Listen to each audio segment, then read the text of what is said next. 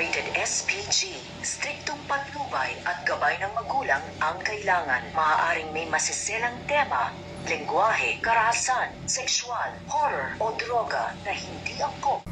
Sa wakas, ligtas na rin ang buhay ni Tanggol. Matagumpay na pagtanggal ng bala ng baril sa katawan ni Tanggol kahit ito'y walang anesthesia. Napakwento nga itong si tatay ni Fatima na si Abdul na kaibigan ni Tanggol na Muslim na habang buhay niyang tatanawing utang na loob ang pagliligtas ni Tanggol sa buhay ng anak niyang si Fatima. Na minsan daw itong mag-isang namilis sa palengke at napagkursunadahan ito ng mga masasamang loob at tangkain itong gahasain.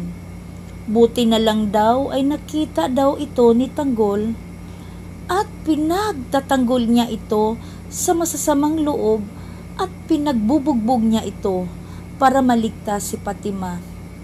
Mula noon, tinatanaw na nga nila ito na isang matalik na kaibigan, handang protektahan.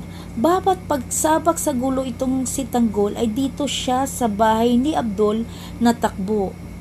Kaya pag-aabangan natin ang pagaling ni Tanggol dito lamang sa FPG's Batang Quiapo.